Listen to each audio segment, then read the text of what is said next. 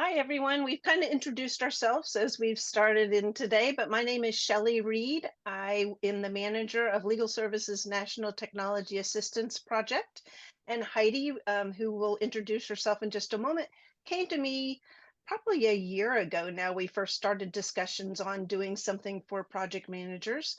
So here we are, we're getting started, and we hope that you're going to benefit from this new community that we're trying to build. And I'm going to turn it over to Heidi. Thanks so much, Shelley. As she mentioned, my name is Heidi Behnke. I am the statewide project manager for Georgia Legal Services Program. I do have a project management professional certification from the Project Management Institute. You will get very tired of me saying the word project manager or project management in this presentation, but it is all over the place. But I do want to say that the Project Management Institute is the foremost recognized official organization that sets things, probably the equivalent of the American Bar Association for project managers. I highly recommend looking at pmi.org if you're looking for formal academic training. As a reminder for those of you who just joined or who are joining between when we said it last time and now, if you wouldn't mind in the chat posting your name, what organization you're coming from or where you are, and how you relate to project management. If you're just trying to learn, if you're a formal project manager, those things would really help. Today, we are just going to talk a little bit about Project Management 101. We're going to go into a little of the highlights about what a project manager is, what a project is, elements that make it up, and then we're going to have a Q&A about more what we want to see in this kind of curriculum group going forward. It's very informal. If you have questions, please don't hesitate to ask as we go through the presentation. You can also hold them till the end. There will be plenty of time for them. So why we're here. Project management is becoming a bigger and bigger deal in the legal services community. There are a handful of us who have project management formally in their title, but we also see a lot of people managing attorneys, supervising attorneys, just people with data specialty who are becoming more in tune with project management theories and practices and everything like that.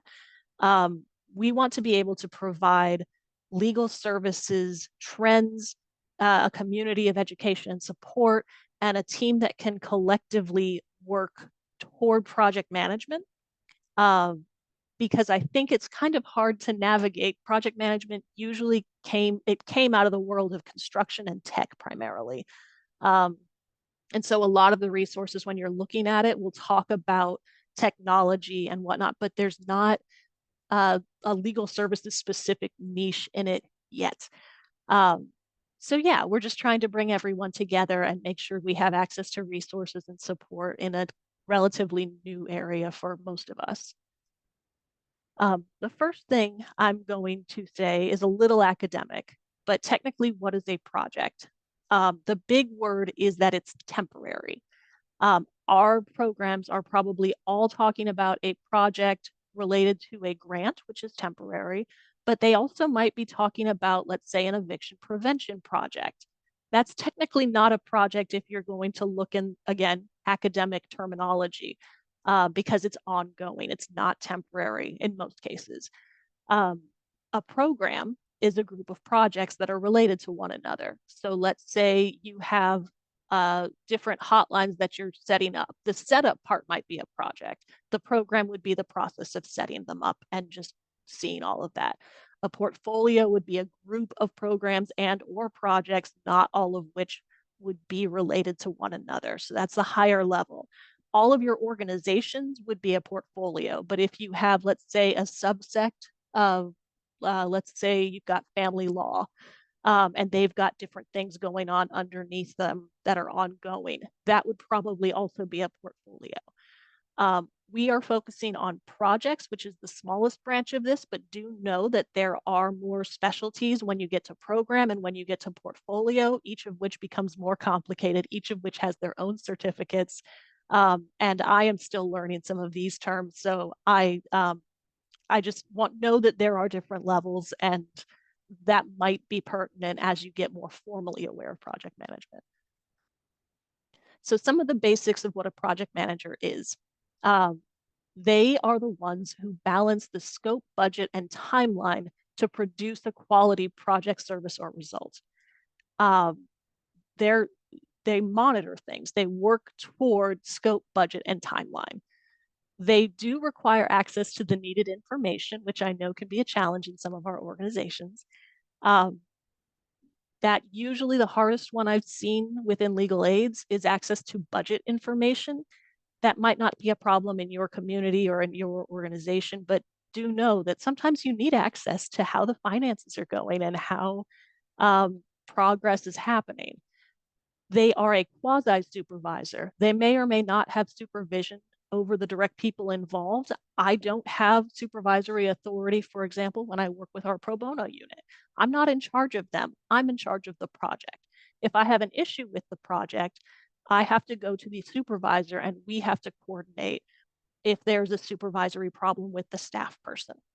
Um, in that sense, in one sense, it could be a lot easier because that means you don't have to handle necessarily all the HR issues that can sometimes pop up, but sometimes that does make it a little more difficult because you don't have authority over the pieces that are contributing to the project. And the last thing is a project manager does not have to be an expert on the topic. They should have familiarity with it. It's like I couldn't just go into a construction site and be a project manager there because I know how to do project management. But just know that if you're forming a project and identifying a project manager, they can work with experts on their team in order to make sure that they have up-to-date knowledge. They need to focus on scope, budget, and timeline. So now we're going to go into a little bit more of the elements of a project management system or a project management in general. First of all, most basic piece of it, iron triangle. Scope, budget, and timeline makes quality. These three elements need to work together. And if your project manager is not able to at least know what their goals are and be able to monitor them, then you're not going to get a quality product or you're going to end up stalled. A lot of projects do not end up making it to the end because they can't find scope, budget, and timeline. If you can't have the person knowing what they're doing, you run into a lot of walls. But those three produce a quality result. There are different mindsets of project management. You've probably heard of Agile. You may have heard of Waterfall. Hybrid's the easiest one. It's a mix of both, but we're going to start with Waterfall. That is when one task directly follows another task. I guess I should do it this way because it's a waterfall. But you can't do the next task until one task is done and approved and one approved. This is a slower process and it goes from beginning to end very linearly. A lot of programs like that because they finish one and then they approve it. Agile is more of an iterative system. You have a task or a sprint, which is about a 2 to 4 week piece where you're working on a set of projects. And then you come back and you work with people to see if that piece is working. And then you do the next one and you make edits and you go. It's much more communicative between the person who is in charge of the project manager, and the other stakeholders. And it's a lot faster. It actually does move faster. That's why it's called agile. And it is more responsive to feedback as it's going. There are benefits to both. Waterfall is usually less responsive. So beginning to end of the project, you complete it. But if the world around it has changed, it's not necessarily incorporating that. Agile is very good at responding to change, but it can have issues when you hit a supervisory wall or when you have other people who can't work in your timeline. I think that's the easiest way I can say that. If you've heard of things like Scrum, those are methods that are agile. They fall under that. Sigma 6, I believe, is another. You may have heard of those. There's specific methodologies that are usually agile or a hybrid model. Certain organizations are prone to different types. That's a whole different presentation about different organization structures and different hierarchies within programs and how they're more prone to use one or the other. Project management knowledge areas. These are the different elements of projects that impact how a project manager has to move from start to finish. They usually all impact the project in some way, shape, or form. Sometimes you have to manage it more formally. Sometimes you just have to be aware of it and keep an eye on it. Integration, how a project is moving toward and working with the other things around it. Scope, is the project doing the full amount of work, all the deliverables? Schedule, is it happening on time? Is one thing happening to another? Are the right resources being used? And that becomes, it ties in with resources, but is everything starting and ending where it needs to be? Is it available when it needs to be? Cost, I think that one's a little self-explanatory. Quality, also a little self-explanatory. Resources, the big thing here is human and physical. I don't think people usually like being referred to as resources, but in the academic world of project management, that's how they refer to them. And that physical resources would be things like having a laptop, having access to paper, that kind of stuff. Communications, not only what is being said, but how it's being said. There's a lot of formal ways to talk about the different communications channels and the different systems that people use to communicate. And then like having agreements about what is appropriate and what the team is going to be saying, and if it's going to be a more transparent environment or if it's going to be more closed off. Risk, risk is in project management referring to both positive and negative things. For risk, if you want to have something that sounds a little less scary, on the positive side, you talk about opportunities. Risk management is about preemptively figuring out what you can and thinking in the future about what might happen and how you'd react to it. And then also figuring out ways to deal with different types of risk as they happen. There is a lot to that. Risk is probably the most complicated subsection of project management. There is actually a separate credential just for risk management, and there used to be one for schedule management, but I don't know if that one is still available. Procurement is about contracts and working with external partners and having getting access to different organizations or team members when they are not within your organization. And stakeholder management are people that are outside of the team, but they are impacted or can impact the results of your project or the process to make your project happen. Your stakeholder group is usually a lot wider than people expect it to be, and managing who needs to have input on what and who needs to be informed is kind of a complicated thing, but having good stakeholder management ends up resulting in the highest quality product. At least that's what I've seen. On top of the knowledge areas, there's different initiation groups or there's different process groups. Initiation is the very beginning of projects when you're deciding what needs to be done. You're coming up with a kind of budget. It's probably not set in stone then. Who's going to have the authority over the project? Who is going to sponsor the project? So who's paying the bills or who needs to be happy with what the result is? Planning is once that's all been agreed to, you come up with what's going to be done and when you're going to make, if you're really formal about it, project management plans for all of those knowledge areas that we just talked about, or some of them. Not every project needs all of those areas to have a plan. Execution, easiest one when you're doing the work. Monitoring and controlling when you're reviewing the work and making tweaks to it. And closing, when you're not only finished with the work, but when you've preserved all the data, when you've notified the team that it's closed, when you're doing all the things you need to make sure all the loose ends are tied up and that the materials that's created with the project are accessible for future growth. Having debrief sessions, for example, that's part of closing.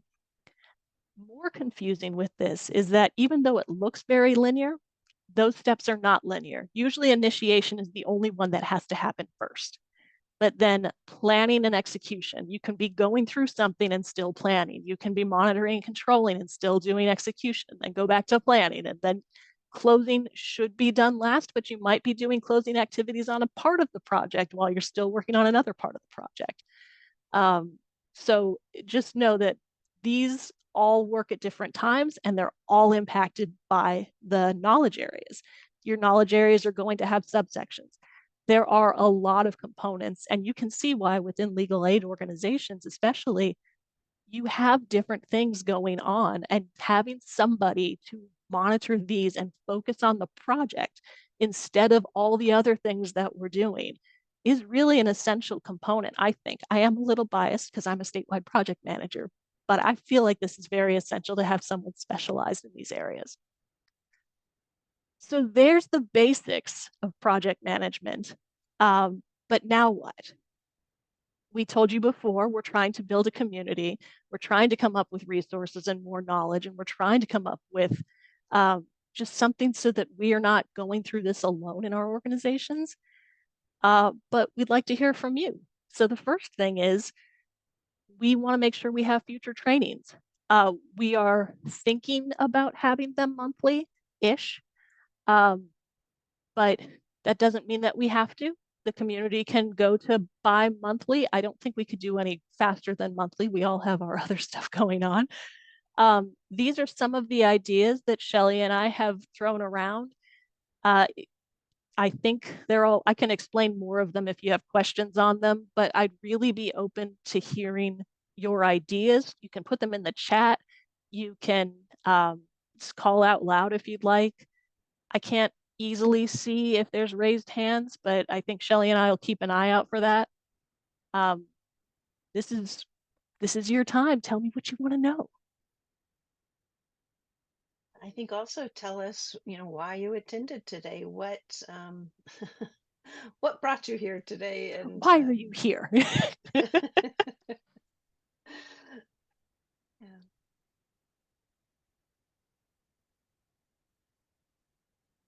Lawyers and project management is in the was put in the chat, and certainly, I mean, case management in many ways is project management, right? Yes, So managing a case is managing a project.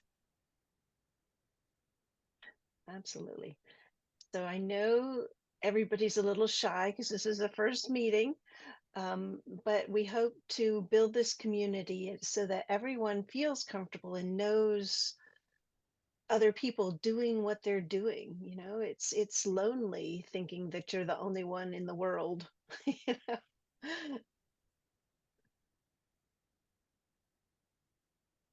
Can I? Oh, Okay. Sahar? Sahar? Hi, everyone. Thank you so much for this amazing presentation. I thought I would just chime in with a little bit about why I'm here, and I guess I have a question, sort of. Go for it.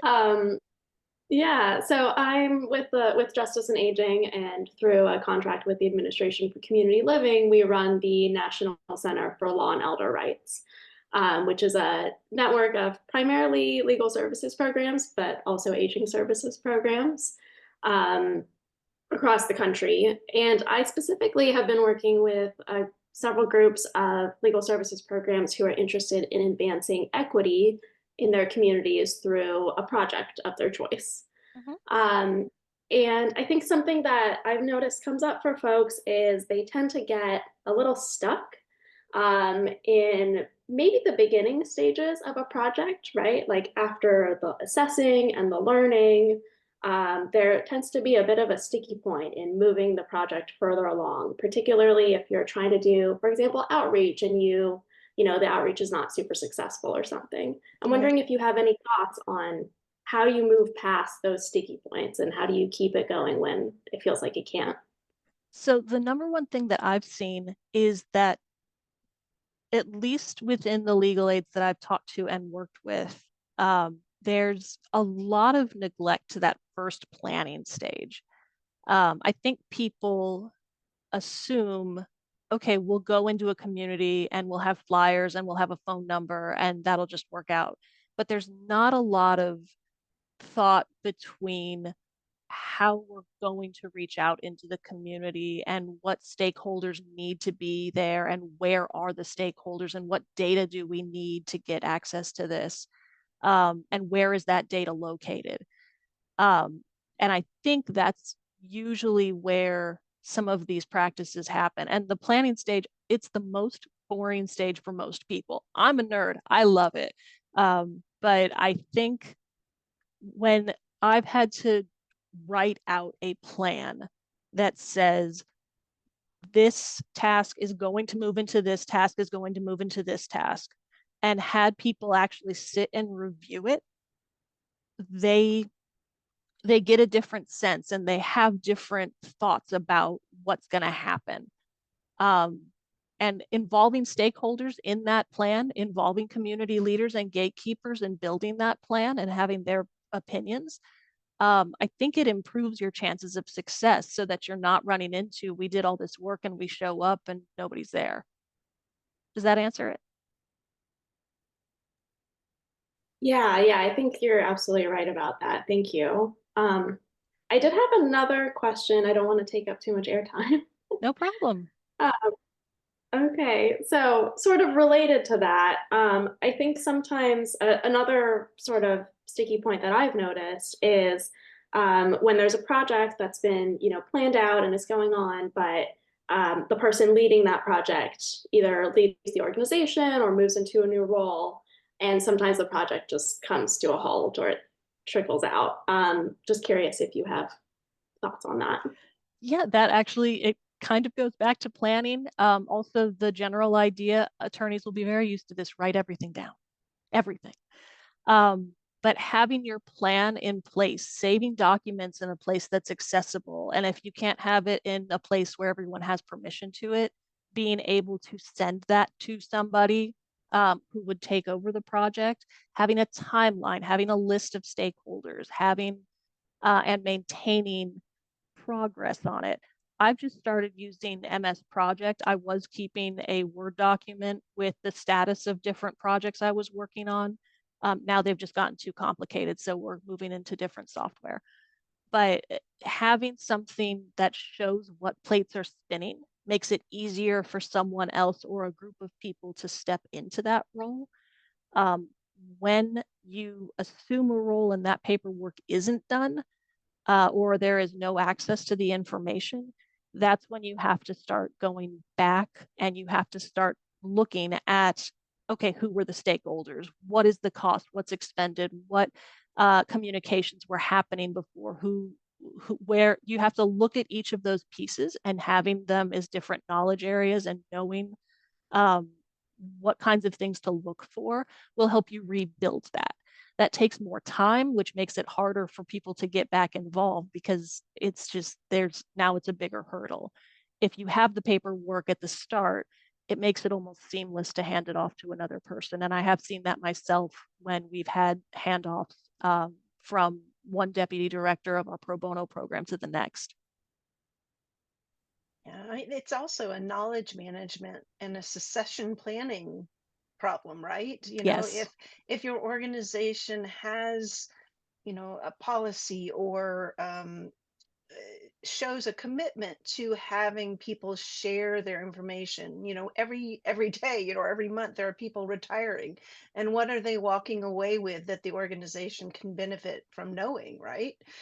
So it's almost making a plan to document, on a monthly basis or weekly basis, whatever it is, but it has to be built in the plan Yeah. because, emergencies happen. Mm-hmm. So even without someone leaving the organization, I mean, there are other situations that can come up. So it's work, and it really should be built into the plan, in my opinion. It's the more, again, academic piece of this falls under communications planning. But I will say that when I am working on a project, kind of morbidly, I follow the hit by a bus syndrome or methodology. And that is, if I were to be hit by a bus, what would happen to the project?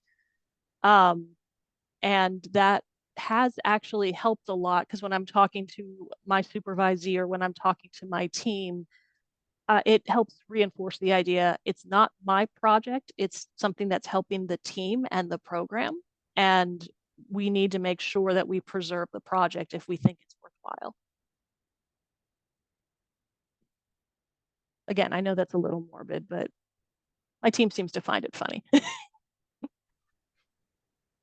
use it all the time. Okay, The good. best. I'm not the only one. I mean, my husband had a massive stroke. You know, his office had to, you just never know what's going to happen. So it's better to have things in place. If the project is worth doing, it's worth making sure it continues. So Right.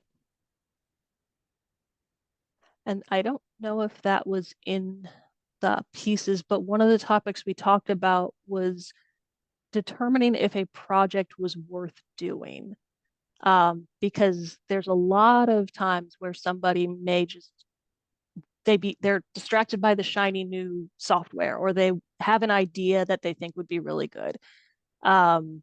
Sometimes they try and integrate that into an existing project and cram it there, and sometimes they just try and go down a rabbit hole. But being able to assess how beneficial that project is to the overall organization and how the kind of benefit that it would really have, that process is a little technical, but I think it's worthwhile in the end, because you don't want to spend lots of resources on something that's going to be off in nowhere land that no one can use afterward.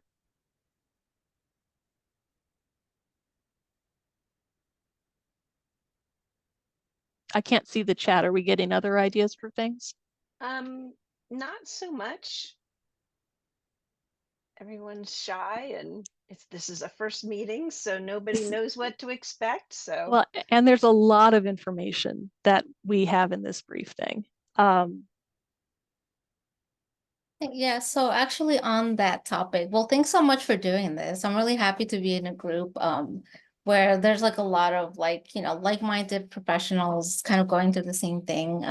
My name is Cheryl Lopez. I'm the Director of Operations for the Citywide Justice Center, which is a nonprofit here in New York City. And one of the things that so my role is new, and, I quickly learned a lot about like, what the lack of succession planning, of having like guides, processes in place, looks like, and how that impacts the organization's efficiency and also just staff time. Like, people in the nonprofit space, like, we're tired, we're working hard, we're like we're trying to do the basics of our job. So like one of the things that I really want to do, I've been doing, but I want to become more like expert in, so I can support like my own work, but also our team, is like, how do we build more efficiencies around like project management? And what and I had never thought about it this way, is like the example that you said, where it's like a case is also a project. Like, how do we build efficiencies around that? Whether it's like building something in our case database, right? Or having like project plan templates or things that our team can use. People always make fun about how like of all of my like different iterations of work plans, and I'm kind of like the go-to person for anything anything that needs to be launched that requires project planning. And as much as I want to help the team, and I do, right, step in, like I also want to build those practices into our team, show them how to use the tools, and do this themselves. So that's really what brings me here to this group. It's just to see like how and I've attended a lot of these sessions. A lot of it is like theory based, and like a lot of like good like processes, and all of this is really relevant. And the one thing I would love to see like in a future training, or even from this group, if they have some of that, is those templates of what those project management plans look like, and maybe different examples of that, just so that I can see how I can tweak it for my own work, and also share that and kind of build that knowledge within the team that we have. Cool. I think those are fantastic ideas. I will say, just as a teaser, I think that should be its own presentation, but my advice on where to start is to start small. Don't start with the whole plan. Start with having a debrief meeting at the end of something, so that you're talking about what went well, what was a challenge, how did we overcome it, what are the best practices, and record those. And then those best practices will lead into being able to improve future stuff. That's probably the easiest way I've seen to start some of that. But templates, having other ways to get into it, what software to use, when to even get into a new software, and how to make it accessible to the team is definitely a good idea. So we have some strong agreement with Cheryl about sample documents being great. Yes. And that's from Christopher Cook. And certainly, I am open to providing, a Google Drive or a box or account for anyone that wants to share these kind of things. Obviously you would need to take out any kind of personally, identifiable information, for client information and things, but would love to have that document library or template library. Let's see. So Christy mentioned that a cost benefit analysis sounds like a good topic for future discussions. Cost benefit analysis is definitely a good topic. It is, I would not suggest it definitely not for people who are afraid of math, because there will be a lot of it. But I don't know how much of a template we can build on that.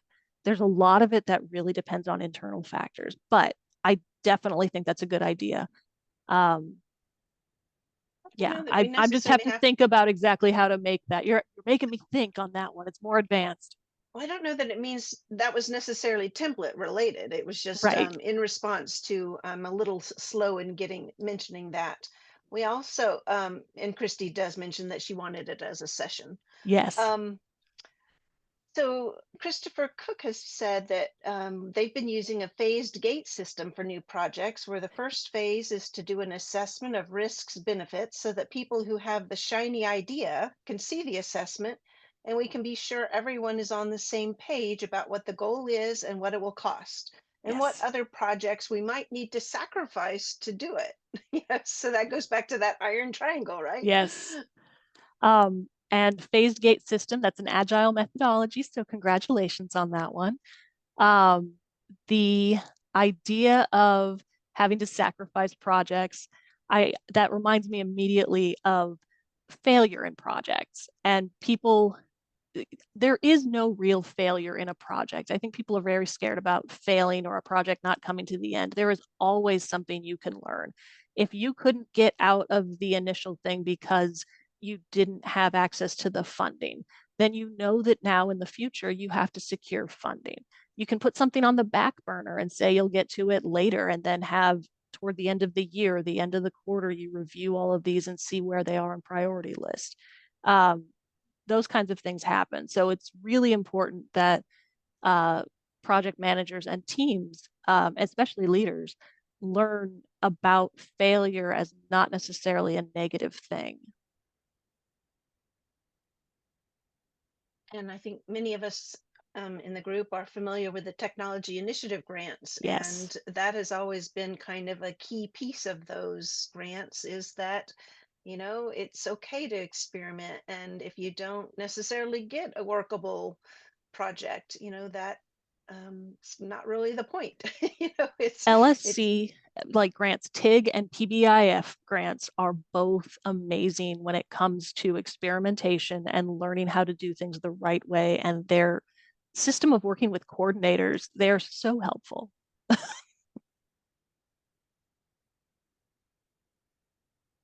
So what else? What else is on your mind? If you don't have any ideas about future trainings, what other issues are coming up? There are things that, maybe we didn't think about, or that we should be thinking about. What would be helpful to you as a member of this community? What kind of resources can we provide? And more trainings can happen. I'm just putting this up in case anyone wants to email me outside of the meeting. Hello. I'm one of the phone numbers on the call. Hi, phone number on the call. Hello. I'm from Legal Services, Eastern Missouri. And I'm a data specialist. So a lot of the project work that I do is like solo project, or like mostly me, but it's sometimes also agile because I'm developing something. I'll meet with people, they'll give me edits, and then we'll keep developing. And so, yeah, I think I'd be interested in resources where like I am managing myself a lot of the time. So Yeah, it's like I am the team that is working on it in terms of like doing the actual like development on legal server, but that I'm still like communicating with other partners and like doing that. So it's like I'm not managing a team, I'm just kind of managing myself right. as I work through projects. And I do a lot of data collection and reporting. And I guess each report is its own project, but it feels never ending sometimes. Um, and I think stakeholder management would be really important for you because you want to make sure that the data you're pulling and the reports and the changes you're making are useful and optimized for your team. So definitely as it applies to data, because I think a lot of obviously LSNTAP partners are going to be data minded. We have a suggestion in the chat about managing expectations with stakeholders / Yes. funders on timeline for seeing real results. Certainly a good topic to discuss. Yes, especially the stakeholders who are not happy with your project or who are more resistant to it. The super excited people and the resistant people are usually the most fun, right? Absolutely.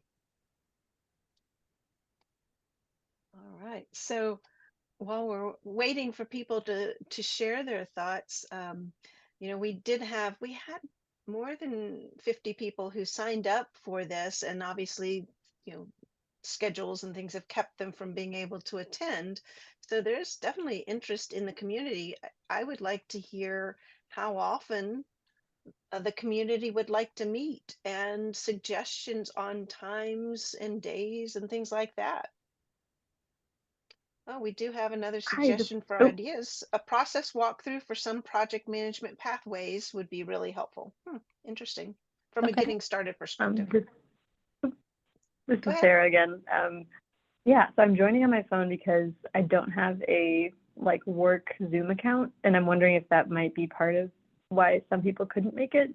But yeah, so I wasn't sure if there's a way to edit the Zoom settings so that anyone could join, even if they don't have a paid account through Zoom.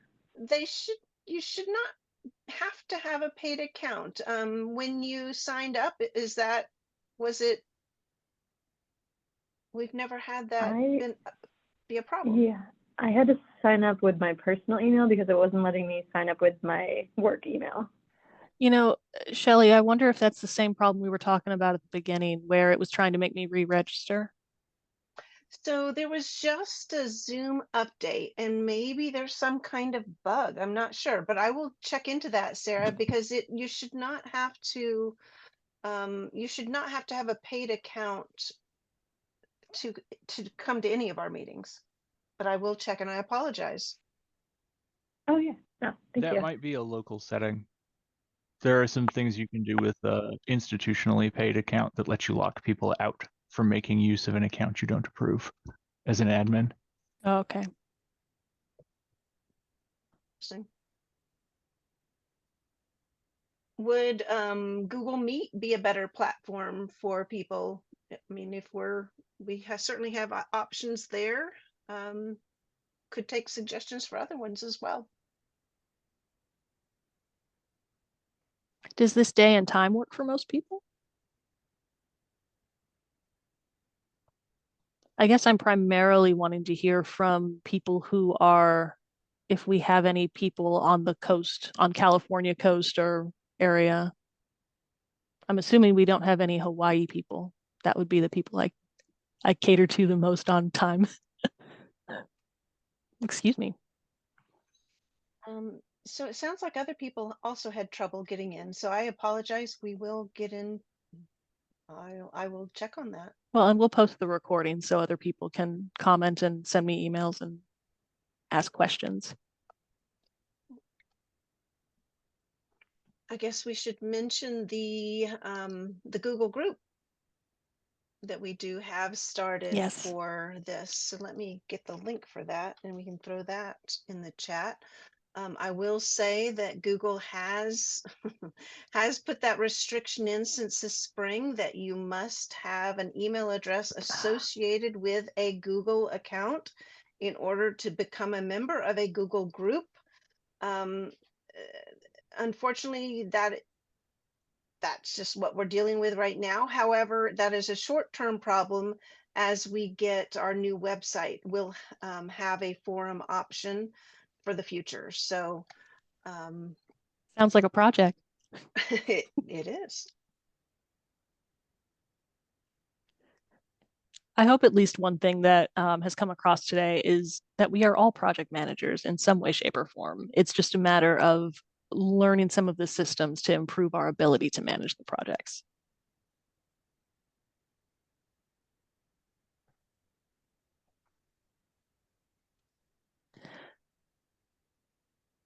We have had lots of great ideas and feedback, I think. And while we will look into the Zoom issue and we will try and make the materials more accessible, then I think we're done for the day.